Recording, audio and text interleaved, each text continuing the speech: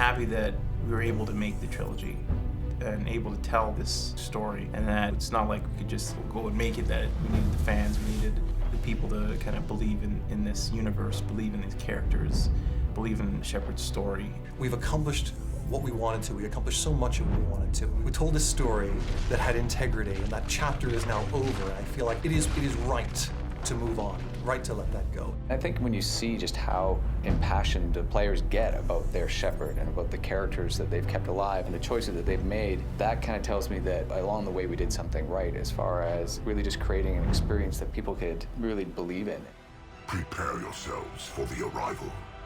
All of this, the whole universe, we've created this galaxy of stuff that is so much better than I think we could imagine. That's because we have this amazingly talented team. And I think the other thing that I'm really thankful for is the fact that we were able to get it all done. And if you think about all the games or even studios over this 8 years we've been working on this that got canceled, or studios that got closed, and it is a tough industry. To be able to say that you want to finish 3 games and you're going to try and tell that story, and then to get to the end and we were able to finish it all, it is pretty amazing, and we were very fortunate to have been able to get to the end and finish the process. In the entertainment industry, I think that we have a gift to be able to provide people with an escape, especially in this day and age where people really need to escape more. I started out as just a BioWare fan like so many other people. I still remember the day I went to the store and bought Mass Effect 1 because I was very excited. I'd been following all the press on that game leading up to its release. Ran home and really just played the heck out of that game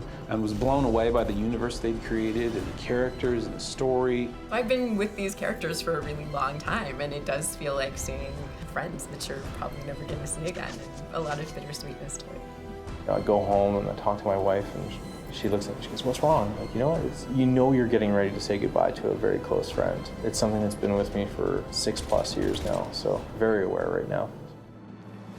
What's going on? Couldn't say. Just told me they needed you. I feel incredibly lucky to be able to play a female character like this, to be able to play a leader who isn't necessarily a man or a woman, just a leader. He's a Spectre. Everything he touches is classified. Miss Garrus. I love Garrus. I remember playing Mass Effect 1 and not being able to romance Garrus and being pretty upset about that. And then in Mass Effect 2, I remember the head touch, and I was like, this is all I needed. For me, it was Legion, and I think it's because I had his missions in ME2. I finished his missions in ME3, so I had this weird bond with his character, and I enjoyed his character a lot. Like, he was written well, and I'm going to miss that character quite a bit. Professor Mordin Solus? I really liked Mordin, mostly because he sort of made Omega for me. Omega sort of had its thing going for it, but it wasn't quite there, and it wasn't until Mordin was standing there in it, being what he was, that I think it all kind of gelled and made a lot more sense to me. So Mordin made a big chunk of the world work for me, and his finale is amazing, of course, so there's a lot to miss with him. I really love how much I was able to contribute to Mordin's philosophy. I help people, sometimes heal patients, sometimes execute dangerous enemies.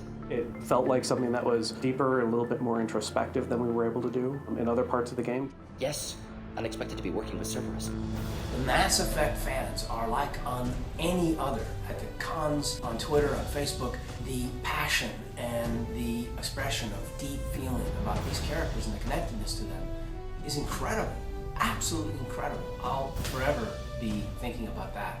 I think it really motivated the team to give it that extra little bit and in their own way say goodbye to some of these characters. I think that's why you're seeing a lot of the really strong scenes or performances sort of in the last year or so. We read you.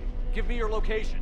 The Mass Effect universe is huge, right? It's vast. There are so many different stories that we can tell. Shepard is one person in this universe, and him and his friends are great, and we've enjoyed them for all these years, but there are so many more things that we can show and talk about. So I'm really looking forward to working on what the franchise has in the future. In a way, it is bittersweet, but I'm happy to see the sunset on the entire trilogy. What we'll be able to do is bring something new and fresh next time around. And Shepard's story was one that obviously was meant to be told in 3 games, and I think now that we've told it, we can look back and learn a lot from what we've done, learn a lot from the story that we've told. I think what's really cool about where we're at now is we still have one more piece to deliver, and that's the Citadel DLC. And then once that's out, the nice thing is that Mass Effect is not over, and we have a team that's working on the next Mass Effect game. And we're thinking about what that would be and how we can bring back a lot of these things that we love about the Mass Effect universe and to continue to tell the story and to continue to find ways to live in this universe. So long, Commander Shepard. It was really fun being you.